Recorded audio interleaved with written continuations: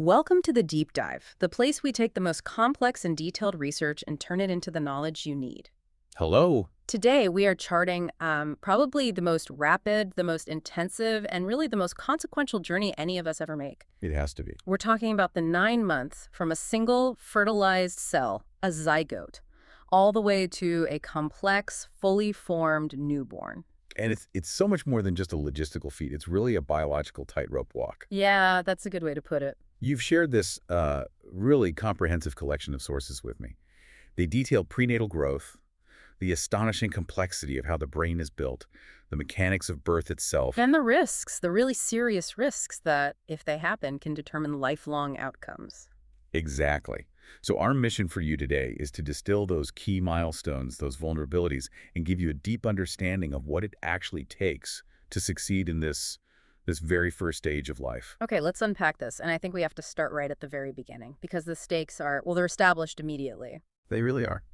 We tend to think of pregnancy as this 9-month endeavor, but the sources show us it's less a guaranteed process and more of an evolutionary filter. With zero tolerance for error. I was genuinely floored by this statistic. Only about 31% of all zygotes ultimately become newborns. That statistic is the ultimate biological hook, isn't it? It's incredible. Well, it highlights how unbelievably precarious those initial stages are. Yeah. We're looking at a system that relies on staggering precision right out of the gate. Right. And this high mortality rate really dictates how we have to structure this conversation. That's why we need to break prenatal growth into 3 distinct periods. Moving from that extreme vulnerability toward refinement. Exactly. So let's define that framework. We begin with the germinal period. That's the first 2 weeks after conception. Right. And this is the stage of, I guess, intense logistics and just foundational organization. That's a perfect way to describe it. The germinal period is defined by relentless, rapid cell division and the very, very beginning of cell differentiation. So establishing integrity, both genetic and structural. You've got it. Then we transition into the embryonic period. Weeks 3 through 8. Correct. And this is often called the structural construction phase organogenesis, where the basic forms of, and this is key, all major body structures are laid down. And then finally, the longest phase, which is the fetal period. Which stretches from the 9th week all the way until birth. And this is primarily about growth, system maturation, and, all that functional fine-tuning. Okay, let's zoom in on those first 14 days, the germinal period, because it sounds like just a blur of activity. It is. Within hours of conception, the original zygote begins duplication and division. First into 2 cells, then 4, then 8. It's exponential. Completely exponential, and it's nonstop. And this rapid early duplication, this is actually the mechanism that decides if a person will have identical siblings, right? Like twins or triplets. Precisely. The sources detail how occasionally, at this very early cellular stage, the cells separate completely. Just an accident, basically. An accidental splitting of the original blueprint. If this happens, you get what we call monozygotic multiples, so identical twins, or sometimes even spontaneous quadruplets or octuplets. And it all happens within this tiny 2-week window. That initial organization is just stunning, but it culminates in what the sources call the most precarious step. The implantation. Implantation. This is the tipping point. The organism, which is now this little cluster of dividing cells, has to successfully embed itself into the uterine wall. And that happens about 10 days after conception. Around then, yes. Yeah. And at the same time, the essential life support system, the placenta, begins to develop. And if it fails? If the organism fails to implant, or if that initial cellular structure is flawed, the body it naturally terminates the process. Which brings us right back to that frankly terrifying 60% failure statistic we mentioned earlier. The great filter. Yeah. Why is the germinal period so incredibly lethal to the zygote? Well, this is the body's zero tolerance phase for genetic integrity. The vast majority of those 60% of failures are due to profound chromosomal abnormalities. So errors in the code. Errors in the initial genetic code, or errors in how those first cell divisions were carried out. If you connect this to the bigger picture, it just emphasizes how exquisitely sensitive that early choreography of cellular organization is. The body is performing its own quality control. A very stringent quality control. Yeah. If the blueprint can't be followed, or if the connection to the maternal environment fails, the process just stops. This dramatic failure rate. It underscores that successfully transitioning into the next period, the embryonic period, is already a huge victory. A huge genetic and structural victory. Exactly. So assuming the zygote has successfully implanted and survived that zero tolerance phase, we enter the embryonic period. Weeks 3 through 8? And the mission shifts entirely to structural construction. If the germinal period was laying the foundation, this is like the rapid, high-stakes framing of the house. It really is. It's the period of intense differentiation and organogenesis. This is where that basic, recognizable blueprint of the human form gets laid down. And it happens fast. Startlingly fast. Think about the neurological system. At just 22 days after conception, a little primitive streak forms. Okay. And this rapidly folds into what's called the neural tube. And that neural tube is everything, isn't it? It is the master track. The neural tube will form the entire central nervous system, the brain and the spinal cord. So laying this structure down in just a 22-day period, that must be an incredibly vulnerable time. It's arguably the most vulnerable time for major neurological defects like spina bifida or anencephaly, which can happen if that tube fails to close completely. And while the nervous system is forming, I assume the rest of the body is just rushing to keep up? Oh, absolutely. The head begins to take shape, which, will be disproportionately large for months. Right. The eyes, ears, nose, and mouth begin their complex formation. Crucially, the heart begins to pulsate. It starts beating. Initiating blood flow. Extremities sprout. And maybe most fascinatingly, the web structure that initially forms the hands and feet. It undergoes this process of separation, creating distinct, individual fingers and toes. The structural growth here follows specific rules, right? Let's go back to those two technical patterns the sources highlighted, cephalocaudal and proximodistal growth. Yes, these are the biological rules and engagement for human development. Why are they so fundamental? Well, cephalocaudal means head to tail, or, head to toe. Okay. This is why when you look at an embryo or a young fetus, the head is enormous relative to the rest of the body.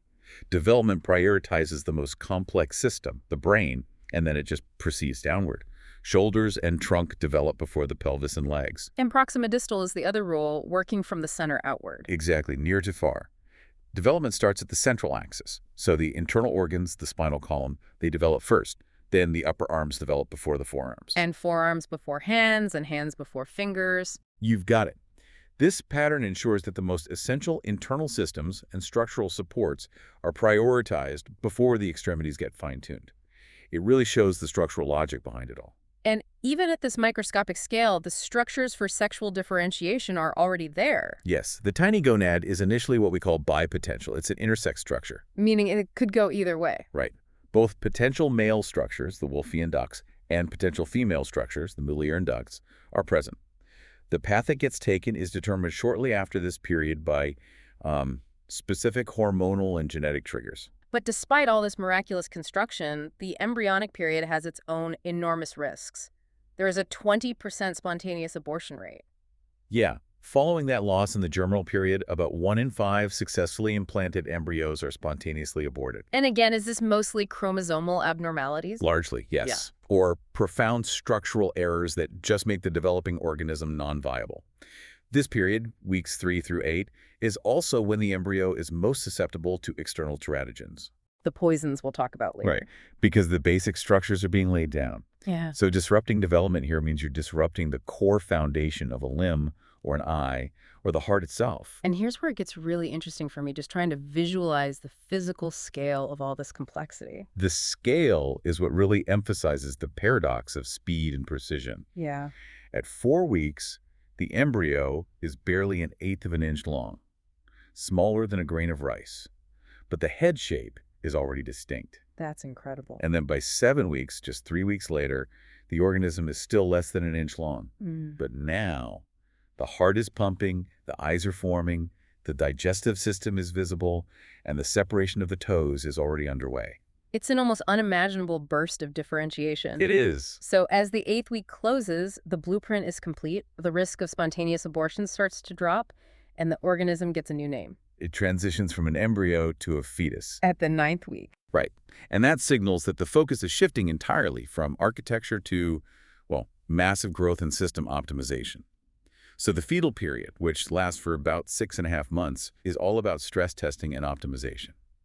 The focus shifts dramatically to building size and refining function so the baby can actually survive outside the womb. Okay, let's look at the 3rd month, so weeks 9 through 12. This is where we see the first big leap in scale and the final determination of sex. Absolutely. The fetus grows from that less than an inch size to an average of 3 ounces and 3 inches by the end of the 3rd month. And this is when that SRY gene kicks in. Yes, the crucial SRY gene, which is located on the Y chromosome. Around the 9th week, it triggers the release of hormones like testosterone, which starts the development of male sex organs. And if the SRY gene isn't there, then the default pathway towards female development just proceeds. And the sources mention neurological sex differences start here, but there's a lot of overlap. Yes, these differences do start early. For instance, the hypothalamus structure begins to differentiate. But the sources are right to stress caution in how we interpret that. Why? Because given the extreme overlap in human development generally, these early structural differences are pretty minor in their predictive value compared to the functional changes that happen much later. Okay. What is definitively happening, though, is that the heartbeat is now strong enough to be heard clearly with a stethoscope. Which is a huge milestone for parents. A huge milestone. Moving into the middle 3 months or the 2nd trimester, this is where the fetus becomes really active and viability becomes a real possibility. Right. System development just continues across the board. Yeah. The digestive and excretory systems are now operational. Fingernails and toenails appear. Teeth buds form. And the activity ramps up. Oh, it ramps up significantly. We see large body movements, vigorous leg kicks, and the heart rate actually responds to the activity. So it speeds up when the fetus is awake and moving. It does. And this feedback loop of activity and response is vital practice for independent existence. And the critical milestone in this stage is reaching the age of viability. Viability, generally considered to start around 22 weeks. It means that the lungs, and most importantly the brain, have matured enough to potentially sustain life outside the womb. With a lot of medical help. With intensive medical intervention, yes. And it's important to note the geographical variation that the data showed. Right, like California versus China. Exactly. Survival outcomes for babies born between 22 and 29 weeks differ widely between regions, and that largely reflects the financial investment and the technological sophistication of the local neonatal intensive care units. So viability is both a biological and a technological threshold. That's a great way to put it. As we enter the final 3 months, the mission is sheer preparation. Neurological, respiratory, and cardiovascular systems are all being finalized. The lungs are, they're practicing continuously. They expand and contract, and the breathing muscles strengthen as the fetus swallows and spits out amniotic fluid. A pulmonary workout. Essentially, yes. The heart valves, arteries, and veins complete their final maturation. And physiologically, the testicles of a male fetus will typically descend from the abdomen into the scrotum during this final trimester. Now let's take the deep dive into the structure we've been building since day 22, the brain. How does this development go from tiny progenitor cells to a functioning network? Well, the construction of the brain is a multi-layered process. It starts with neurogenesis, the rapid creation of neurons, and then migration. Where the cells find their homes. Exactly, where those specialized neural progenitor cells find their specific home in the cortex. By mid-pregnancy, we have billions of neurons. And the challenge then becomes how to fit this massive cognitive engine into a confined space.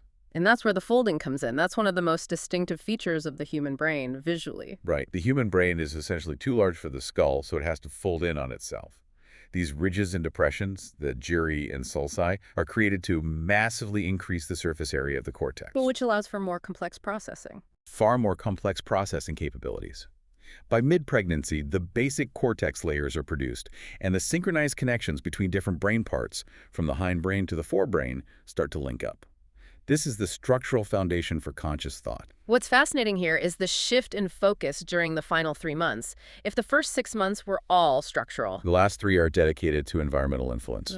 The rule changes here. So fewer new neurons are forming. Right. Instead, the focus shifts to refining the existing network through 2 key processes: strengthening the necessary connections and a process called apoptosis. Apoptosis, that's genetically directed cell self-destruction. It is. Why is cell self-destruction so crucial for the brain? It just seems so counterintuitive. It's the ultimate efficiency mechanism. Apoptosis eliminates redundant or unnecessary neural connections, and it gets rid of cells that migrated to the wrong location. Ah, so it cleans up the network. It allows the remaining necessary pathways to work faster and more efficiently. It's like pruning a garden to make sure the strongest branches get the most light. And this process is sensitive to the environment. Highly sensitive. And it's increasingly affected by the prenatal environment, maternal nutrition, sleep patterns, exercise, and crucially, stress hormones. The final 3 months are where the environment plays its strongest hand in determining the quality of the operating system. So after 9 months of this intense internal optimization, we get to the final event, birth. I always pictured labor as the mother's body just reaching a breaking point, but the sources imply the process is actually initiated by the baby. That's one of the great surprises of the birth process. The mechanism is hormonal signaling, and it's triggered by the fetal brain. So the fetus is an active participant. A very active participant in its own exit. The fetus signals the release of hormones that then trigger the mother's uterine muscles to begin those powerful rhythmic contractions we know as labor. And the duration is highly variable. Very variable, though there are averages. Labor duration is significantly different between firstborns and subsequent children. So the average for firstborn is about 12 hours. About 12 hours, which is a monumental effort. Subsequent babies are usually quicker, often averaging around 7 hours. The birthing experience itself also shows huge cultural variation. It does. While in the U.S. and most industrialized nations, lying down is common, birthing positions vary globally and historically. Like sitting or squatting. Sitting, squatting, or even standing. Squatting, for instance, it uses gravity and opens the pelvic outlet more effectively. Water births are also popular for their perceived analgesic effects. And most U.S. births are still in a hospital. Most are, emphasizing safety, but there's a crucial shift in support. The role of the doula. The non-medical support person. Right, who provides continuous physical and emotional support, is being increasingly recognized for improving birth outcomes and the parental experience. And globally, where are babies being born? Well, home births are quite rare in the U.S., only about 1% of births. But they're more common in less affluent nations and are also part of standard medical practice in certain affluent European countries like Great Britain and the Netherlands. And they're often attended by midwives there. Certified midwives, yes. So the moment the baby is born, that rapid transition from dependence to external life is immediately assessed, the APGAR test. A masterpiece of efficiency, developed by physician Virginia Apgar. And it assesses 5 criteria. Why those 5? The 5 categories, heart rate, breathing, muscle tone, color, and reflexes, are chosen because they are the quickest indicators of the baby's ability to transition to external life and to oxygenate effectively. So, for example, color shows how quickly the blood is oxygenating. Right, that shift from a bluish or purplish color to pink. And muscle tone indicates neurological responsiveness. And it's done twice. At 1 minute and 5 minutes after birth, a score of 7 or above is what you want to see. It indicates a healthy transition. Let's discuss medical assistance, particularly the distinction between midwifery care and physician care, and then the role of cesarean sections. Sure. Midwives, whether they're nurse midwives or certified professional midwives, are specialized in natural, low-risk birth. And the data is pretty compelling. How so? Births attended by midwives tend to have lower rates of complications and invasive interventions than physician-attended births. This is likely due to a focus on physiological labor progression. But C-sections are performed exclusively by physicians. Exclusively. And C-sections are medically indicated for about 10 to 15% of births globally. So why are rates in countries like the U.S. often so much higher? This is where we see the interplay of medical necessity and, systemic pressures. So not just emergencies. Right. While medically indicated C-sections are vital for things like placental issues, fetal distress, or a breech presentation, the higher rates often reflect institutional and economic factors. Like scheduling. For hospitals, C-sections are easier to schedule, they're quicker to perform, and they are financially more lucrative than long, unpredictable vaginal labors. And that scheduling efficiency can be attractive to physicians and even convenient for parents. That's a crucial distinction, convenience versus medical necessity. What are the documented advantages and disadvantages of C-sections? Well, on the advantage side, there's rapid delivery in an emergency, the possibility of advanced planning, and critically, the ability to have a VBAC, a vaginal birth, after cesarean for later pregnancies. And what about the baby's microbiome? The baby does get beneficial microbiome exposure from the mother. Those studies suggest vaginal delivery offers a superior initial exposure compared to C-sections. And the significant disadvantages? For the parent, major surgery always carries higher risks of medical complications. Post-C-section recovery is longer, and there's an observed correlation with reduced rates of breastfeeding initiation. And for the baby? For the baby, we see some concerning long-term health outcomes, specifically a higher likelihood of developing childhood asthma or obesity. And that's linked back to the microbiome. It's often linked to that initial difference in microbiome colonization, yes. Finally, let's touch on pain management drugs during labor, which also varies dramatically. It really does. Over half of U.S. hospital births use an epidural, which is a local anesthetic delivered via the spine. But it lets the parent remain awake. Yes, awake and aware. But while it's crucial for pain management, the sources highlight a clear correlation. Which is? The rate of C-sections and reduced breastfeeding both tend to increase with epidural use. Now, this correlation doesn't imply causation in every case, Right. but it shows how interconnected all these medical interventions are.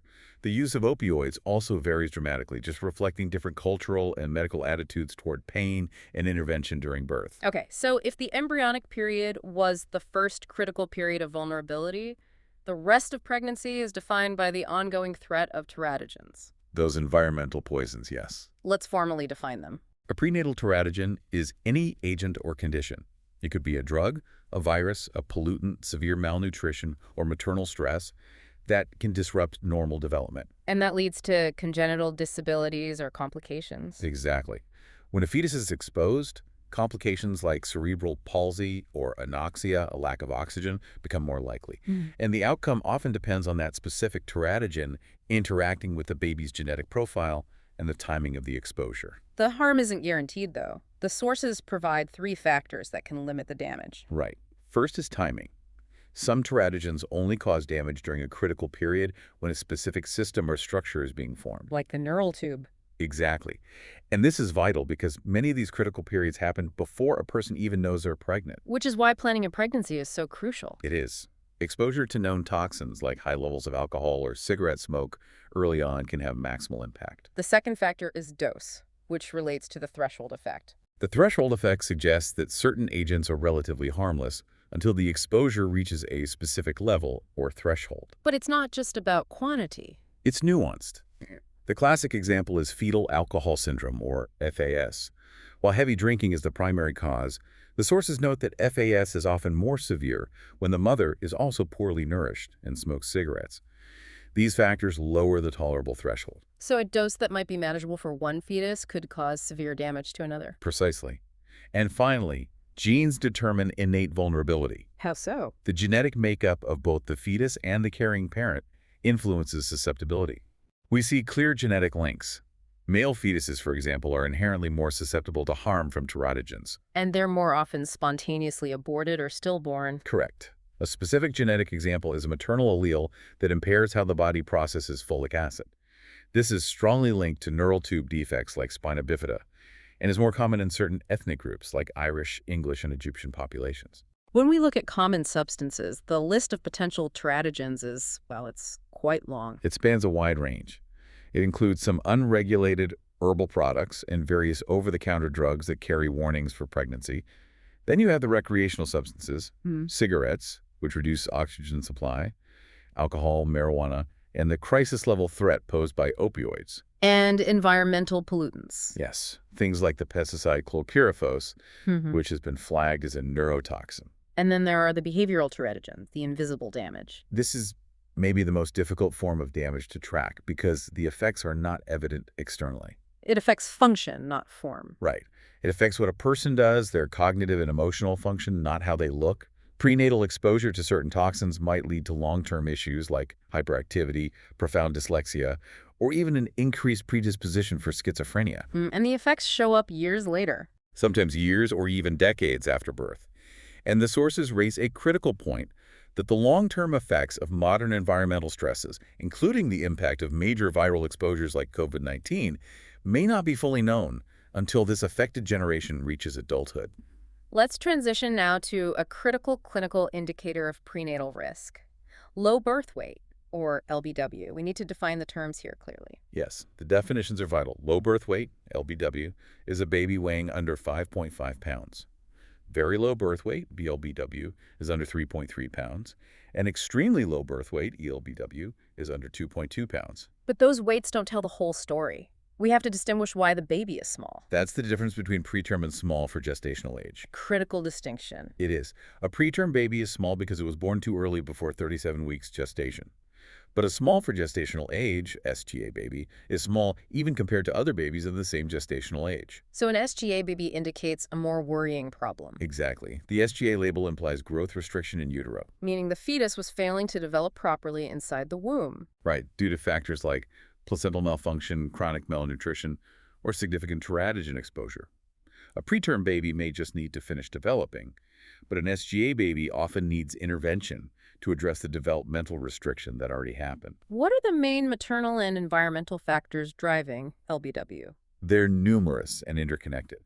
Maternal health issues, infections, chronic drug use, multiple births, which are much more common now because of IVF, frequently result in LBW due to resource competition. And malnutrition. Malnutrition is a huge factor globally and, disturbingly, is increasing in the U.S. Specifically, a woman gaining less than 3 pounds per month in the last 6 months of pregnancy correlates strongly with having an underweight infant. The sources also acknowledge the less direct but still relevant influence of the non-carrying parent. The father's attitude, behavior, the stability of the relationship, it's all crucial. An involved father helps the mother maintain health, reduce stress, stay drug-free. The sources also mention the phenomenon of KVAD. Where the non-carrying parent experiences pregnancy symptoms. Yes, somatic physiological symptoms, weight gain, nausea, localized pain. It demonstrates the deep psychological and relational connection to the pregnancy. It's like an involuntary physical empathy. The data on LBW globally versus in the U.S. is one of the most sobering statistics in the sources. That's a paradox. Oh. Globally, thanks to improvements in maternal nutrition and healthcare access, low birth weight rates are generally decreasing. But not in the United States. In the United States, LBW is actually increasing. It now affects more than 8% of all newborns. And this rise correlates with what? It correlates strongly with socioeconomic stressors. High stress levels, neighborhood pollution, increasing rates of childbearing in people over 35, rising food insecurity, and increased use of recreational substances, including vaping. It reflects deep societal vulnerabilities. Given that increase, what are the long-term consequences of low birth weight? On average, the sources are clear. Every developmental milestone is delayed for LBW infants, and this continues through childhood and even into adulthood. Manifesting as cognitive delays or health problems. Yes, cognitive delays, attention deficits, long-term health problems. Yeah. However, and this is absolutely essential, we have to emphasize the concept of plasticity. Okay. While those delays are the general trend, not every case follows that path. Human development has lifelong plasticity, meaning catch-up development and significant recovery are possible, especially with enriched environments and early intervention. So that potential for change offers a critical element of hope. A huge element of hope. Once the baby is out, they transition into immediate self-sufficiency, and they do that by relying on a sophisticated array of built-in programs. The newborn reflexes. Let's categorize these. First, the reflexes for maintaining oxygen flow. These are automatic and necessary for survival in the air.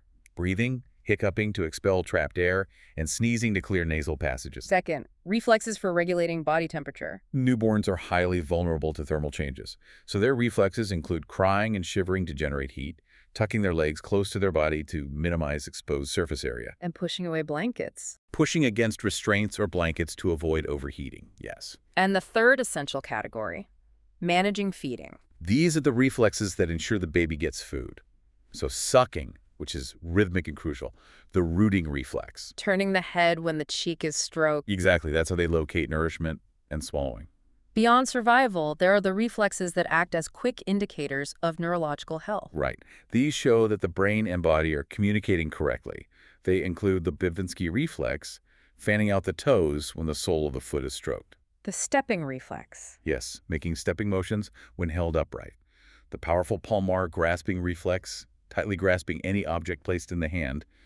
And the Moro reflex. The startle reflex. Right, that startled extension and retraction of the arms and legs in response to a loud noise or a sense of falling. Shifting our focus to the parents, the transition into this new family structure is intense. It brings significant psychological challenges, most notably postpartum depression or PPD. PPD is a major health crisis.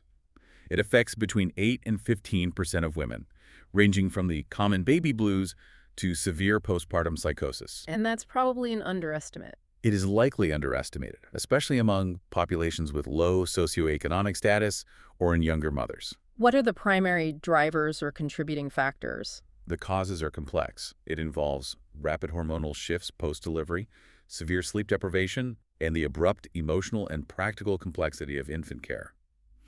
Sometimes factors predate the pregnancy. And the initial euphoria can wear off. It can give way to anxiety, fatigue, and depression, particularly if the parent's expectations of the baby or of motherhood are unmet. But there are protective factors. Key protective factors are noted, including breastfeeding, which releases beneficial hormones, and critically robust social support. And the sources made an important note about the vulnerability of the other parent, too. It's vital to recognize that partners are also highly vulnerable. The support from involved fathers, for instance, is absolutely critical. They help ensure the mother stays healthy and rested, and they're often the first line of defense in recognizing and responding to partner PPD. But they're also grappling with their own challenges. Simultaneously, they can experience hormonal shifts, intense financial worries, the profound stress of caregiving, often in the face of isolation. The specific example of the COVID-19 pandemic really highlighted how increased isolation just exacerbated depression and stress for both new parents. Finally, let's discuss the formation of the parent-infant bond and the practice known as kangaroo care. The parent-infant bond is that strong, loving connection that forms as parents hold, examine, and feed the newborn. It's a robust, adaptive connection. And the sources stress that early skin-to-skin contact isn't essential for that bond. Right, and that's an important piece of reassurance. Contrary to some popular narratives, that immediate skin-to-skin contact, while wonderful, is not biologically essential for human bonding. The human bond is more resilient. It's strong and resilient. It can form and deepen over time, regardless of immediate post-birth conditions. That's crucial for parents whose babies need immediate medical attention. However, the formal practice of skin-to-skin kangaroo care has profound documented benefits. Absolutely. Kangaroo care involves holding the diaper-clad infant vertically against the parent's bare chest, allowing for sustained, uninterrupted contact. And the benefits are significant, especially for premature infants, but they apply universally. What are they? Newborns receiving kangaroo care sleep more deeply, they regulate their temperature more effectively, they gain weight more quickly, spend more time in an alert state, and are healthier overall compared to those receiving standard care. It's a powerful low-tech intervention. Hashtag outro. We have charted an intense 9-month journey of biological engineering. We started with a single zygote facing a 60% chance of failure in just the first 2 weeks. An incredible filter. We tracked the miraculous, precise construction of the embryonic blueprint, followed the optimization and stress testing of all the systems during the fetal period, All culminating in the active, complex event of birth. and the final maturation of the neurological and respiratory systems, particularly that switch in the brain's focus from structure to environmental responsiveness. It truly underscores how vulnerable and yet how sophisticated human development is. And the challenges of teratogens and low birth weight dramatically reinforce that interplay of biology and environment. The fact that the environment gains so much influence in the final trimester, Yeah. and that risks encountered before a person even knows they're pregnant can determine years of development afterward, that's a powerful takeaway. But the plasticity offers hope. Lifelong plasticity offers hope. The potential for adaptation and recovery exists, ensuring that the developmental pathway is never entirely sealed at birth. So what does this all mean? We spent time on behavioral teratogens, those toxins that don't affect how a person looks, but rather what a person does years later. The invisible damage. Exactly. If seemingly invisible toxins or environmental factors can lead to long-term issues like dyslexia or hyperactivity, what long-term invisible effects might be quietly hidden in our modern complex environment? That won't be apparent until the next generation reaches adulthood. Right. What seemingly benign element today, an unregulated substance, a common pollutant, a new screen exposure, will be the recognized teratogen that dictates the function of the next generation's brain. It requires us to constantly question the safety of our environment and maintain vigilance against invisible harms. A profound and necessary thought to close on. Thank you for providing us with these incredibly detailed sources and for guiding us through this deep dive into the most foundational 9 months of human existence. My pleasure. We'll catch you next time.